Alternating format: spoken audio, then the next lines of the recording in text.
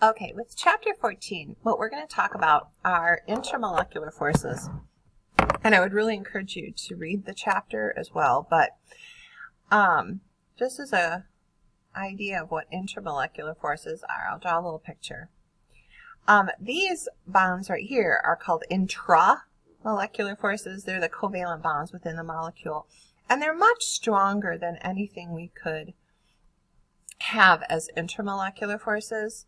But I'll go ahead and show you what I mean by intermolecular forces. The intermolecular forces are the attraction between the two right here. And the reason there's an attraction there is because we know that this is partially negative, this is partially positive, and then of course we have the same molecule over here being negative, and of course a positive and negative are attracted to each other. Now this is not ionic, this is not a full positive and a full negative, so it's not nearly as strong as that, but it is something that we have to talk about. So this intermolecular force that I'm talking about is this right here, and it's definitely weaker than anything in the bonds within here. It's certainly weaker than a full positive and negative like an ionic. But it's really important, or they're really important, because they are primarily responsible for the physical states of certain things. So if it's a solid, liquid, or gas. It's also important to note that intermolecular forces are short-range forces. They're only important when molecules get close to each other in liquids and solids. Where in the gas phase, they are not going to be important at all. The molecules are just moving too fast and they're too far apart. So the types of intermolecular forces that we want to look at are first dipole-dipole. I think that's cut off a little bit there, but that's dipole-dipole intermolecular forces. And this is going to be between a polar molecule, first of all. Our polar molecules tend to be V-shapes and trigonal pyramidals. So for instance, this one right here is a little V-shape. It is definitely polar. S is more electronegative than H. And so we'd have another molecule like this, butting up against the positive hydrogen. And so on and so forth. And I could just keep drawing these. And then we'd have this attraction right here. And that's your dipole-dipole intermolecular force. Again, it's going to happen between polar molecules, which they tend to be V-shaped or trigonal pyramidals, but we could have some linears that are, you could even have what's generally thought as nonpolar. You could make them polar. We'll look at that in the next slide. There's a second kind that we want to talk about, and that's hydrogen bonding. It is also a dipole-dipole, but it's a special dipole-dipole. It's certainly between a polar molecule, but it's a special because we have HF, HN, or HO bonds, one or more of those. Okay, why those? They're very strong intermolecular forces. They're tiny. They can get really close and snuggle. Some examples of those are NH3. We have our little trigonal pyramidal here that is definitely polar. And it also, of course, has the NH bonds, 3 of them, in fact. Water, of course, being polar. HF would be a linear, but it would definitely be polar because fluorine is way more electronegative than hydrogen. So definitely a polar molecule. So we have those. If we look at, here's another picture of a polar molecule. I have the negative up here, positives down here. And then in the vapor phase, these interactions don't exist. They're just too far apart, moving too fast, but we slow them down by cooling, get rid of some of that energy, slow them down. They start attracting, and they start attracting along the positive and negative poles, and we get some liquefaction and some solidification, crystallization. If we look at this graph, it's very telling of this. We've got boiling point here. As we go up, we can see these are all of these. Water, H2S, H2SE, H2TE. These are all little V shapes. I'll just do one of them here. They're all little V shapes. They're all polar.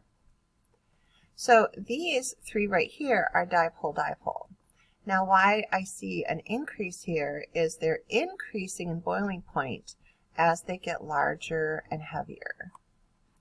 Okay, so all three of these are little V-shapes. Water is too, but we're going to talk about why that's so special. But as we look at these, and if you look at the periodic table, S, Se, and Te are on the table in group 6, and they get bigger and bigger and heavier. Now why water, who's the smallest one, oxygen is the lightest of all of those, the smallest, why has this got the highest boiling point? Because this has the hydrogen bonding, that special HO bond, two of them. All right, we're going to talk about this one in just a second. I'll come back to that. But we do want to talk about intermolecular forces, the third one, and that is London dispersion forces.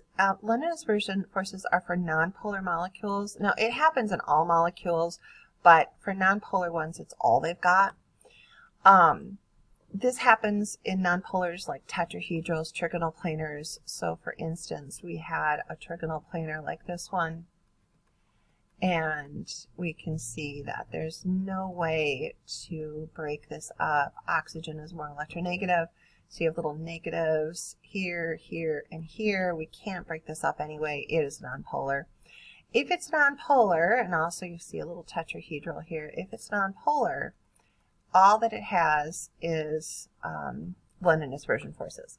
What happens here is a temporary instantaneous dipole. It's something that it doesn't have a pole, a polarity to it, but something causes it to shift, and the cloud shifts.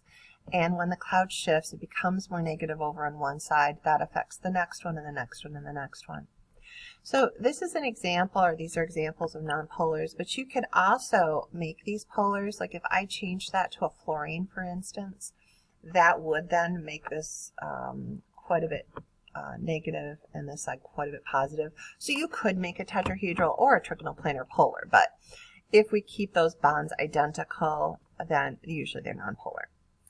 A special note, xenon and all the noble gases are going to be nonpolar because it's just one little atom. It doesn't have a pole to it, but you can induce a pole.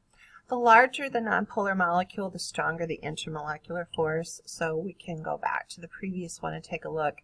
You can see all the noble gases here. They just go from smallest and lightest to heaviest and largest. And they're all London dispersion forces because they're all nonpolar, but you can see that their size is going to matter. As it gets bigger, the boiling point goes up. So just give you a better idea of what a London dispersion force is. Again, that got cut off a little bit. It's caused by the motion of electrons. So for some reason, here's your isolated molecule, but something happens that shifts that cloud. And because of that shifting, it becomes a little bit negative. This is only temporary, but it causes an attraction, because then we get another shift, and then now there's an attraction, and so on and so on. And all molecules exhibit this, even if they have the stronger dipole or hydrogen bonding. They still have London dispersion, but it's like giving Bill Gates $100. It just isn't going to matter. It's there for sure, but it doesn't matter. Hydrogen bonding is going to be stronger. All right, so talking about the strengths here, ionic is going to be our strongest. Look for a metal in your periodic table. Look for a metal, because that's going to be your metal and nonmetal. These three are going to be your covalents, so 2 or more nonmetals, usually, or just one nonmetal. These 2 are going to be for your polar molecules, and if you happen to have the HO, HN, or HF bond, then you're hydrogen bonding. But you have to have one of those, and it can't be an ON or an NF. It has to be HO, HN, or HF, one or more of those.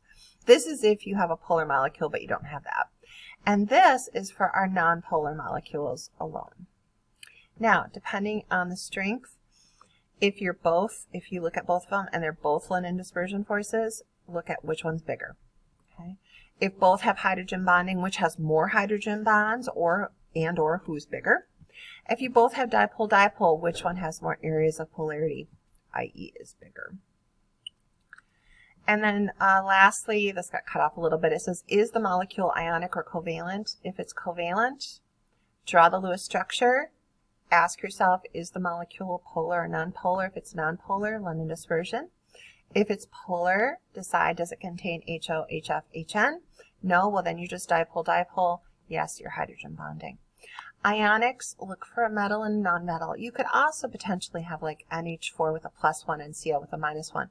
As long as you have a full positive, full negative, none of this little partial stuff, you're going to be ionic. Okay, so I'm going to end